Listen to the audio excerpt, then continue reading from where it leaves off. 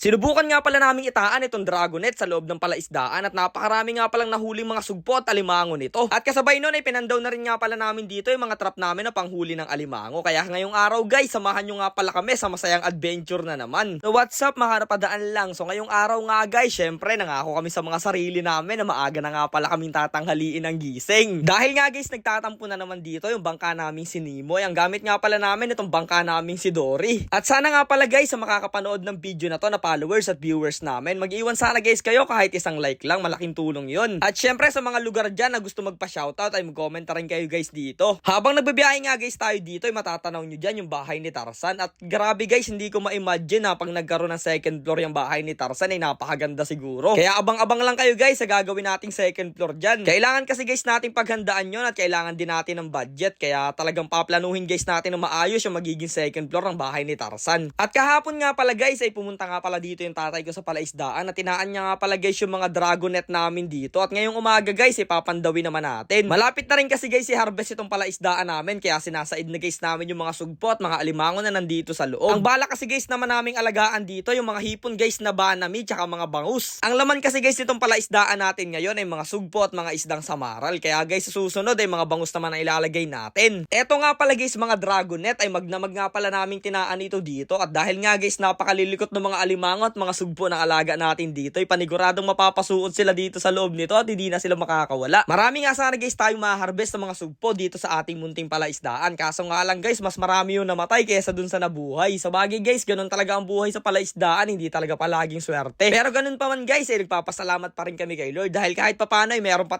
rin tayo guys na ani at napufood trip dito kasama yung mga tropa natin. Yung mga malalaking sugpo at mga malalaking alimango nga pala guys natin ay unti-unti na rin nauubos dahil nga guys kaka-food trip natin ay nawawala na sila. At maya-maya lang guys, habang nagkakapa ako dito sa putik ay nakakapa nga pala guys ako ng isang malaking sugpo dito. Grabe, nakakatawa lang dahil napalaki natin yung mga alaga na ganyang kalalaki. Tapos pinagtulong ko na rin guys dito yung tropa kong si Angelon. Hawakayin namin itong butas ng alimango dito sa ilalim. Medyo malalim nga guys yung butas niya kaya nahirapan nga pala kami dyan. Pero wait lang guys, saglit ko muna puputulin itong adventure namin dahil meron nga palang patalastas. What's up guys, kung naghahanap kayo ng mas budget friendly na panghugas ng pinggan o gumawa ng sariling dishwashing liquid, baka magustuhan nyo itong ipapakita ko sa inyo ngayon. Ito ang Afford the Safe DIY dishwashing liquid. Sobrang makakatipid ka at pwede mo din itong inegosyo, kaya samahan nyo akong magtimpla nito. Sa isang malinis sa palanggana, maglagay tayo ng 3.5 liters na tubig at pagkatapos ay ibuhos itong DIY mixtures at 4 liters lang ang gagawin natin. Tapos hahaluin natin na maigi hanggang sa maging pantay ang halo. At habang hinahalo ko, mapapansin nyo guys na iba na ang consistency nitong nilagay natin. Kaya kung beginner ka, huwag kang mag-alala dahil madali lang tong gawin. At ayun guys, ganito na nga pala ang magiging itsura. Ang gusto ko rito guys ay practical siya at makakatipid ka rin talaga. Pwede mo rin guys subukan to kung magkakaroon ka ng maliit na negosyo. Kaya kung gusto nyo subukan guys ang Afford the Safe DIY dishwashing liquid, check nyo na lang guys yung link sa comment section. Diyan nyo guys makikita yung complete details ng product na to. So ayun na nga guys, natapos na nga pala tayo sa pagpandaw natin itong mga dragonet na nilagay natin dito sa palaisdaan at pagkasamahin na nga pala guys natin lahat yung mga nahuli natin dito.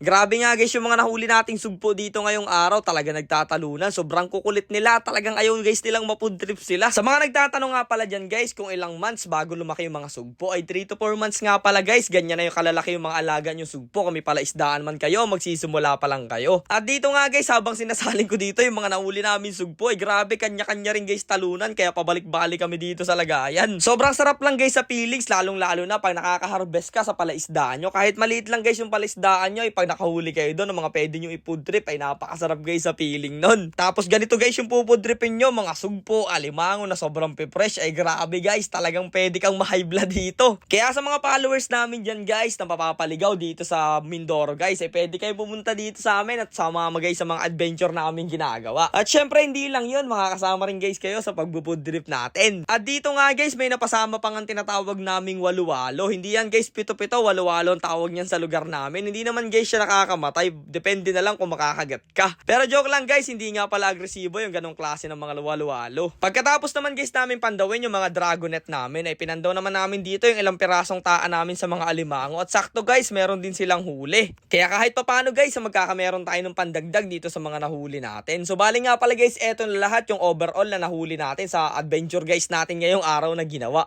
Ayan guys, napakarami ng uulamin natin ngayon. Pero bibitinin ko muna guys kayo ngayong araw dahil susunod nga pala namin na content o part 2 ito lulutuin doon sa bahay ni Tarzan. Kaya abangan nyo na lang guys yung mga susunod pa nating adventure. Kita-kits na lang tayo ulit.